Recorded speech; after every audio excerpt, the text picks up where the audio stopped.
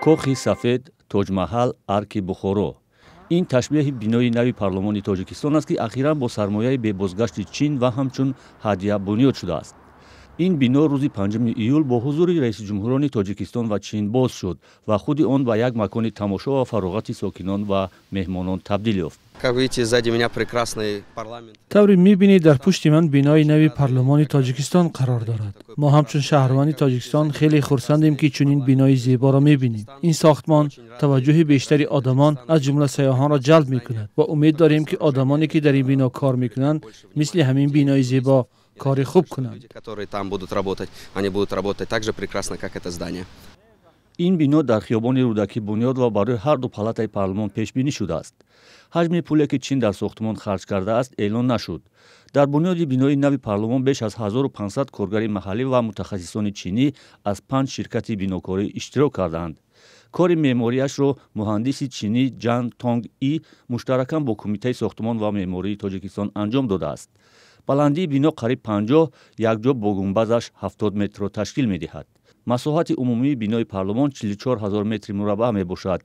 اینجا تالارهای برای وکیلان هر دو مجلس بنیاد شده است که از 250 تا 1500 جای نشست دارند. من فکر میکنم و امیدوارم هستم که برای ثمرناکی فعالیت وکیلان مجلس نمایندگان مساعدت می نماید، زیرا از حساب برهوا بودنش، از حساب روشن بودنش، گرم بودنش و واقعا زیبایی که وی دارد. هرچند از بینای خوشطرح پارلمان استقبال می شود، ولی برخی تحلیلگران با اشاره به زیاد فعال نبودن وکیلان میگویند در برابر ظاهر به ماهیت موجودیت پارلمان نیز توجه شود. من فکر میکنم که الان وقتی هم فرا رسیده است که نه تنها مثلا در ظاهر بیناها تغییر یابند، بلکه همچنین محتوا و طرز مثلا کاربری از جمله پارلمان هم باید با پارلمانت کسبی مطابق کرده شود و این رو تنها در حالتی کردن ممکن است که یک انتخاباتی واقعا به واقعیت نزدیک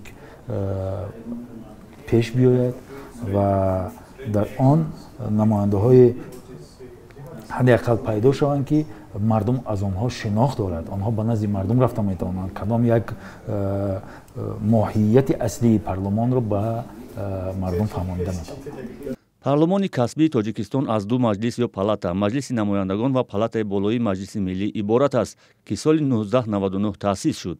تا این وقت همگی یک مجلس نمایندگی داشت. مجلس نمایندگی 63 وکیل و مجلس بالایی 34 عضو دارد. تا این وقت پارلمان در بینای کهن که هنوز سال 1948 به نام خانه حکومت تاجیکستان شوروی ساخته شده است کار میکرد. این بنا بر اساس اصول نئوکلاسیسم شوروی با استفاده از معماری ایتالیایی و سنت پترزبورگ ساخته شده است.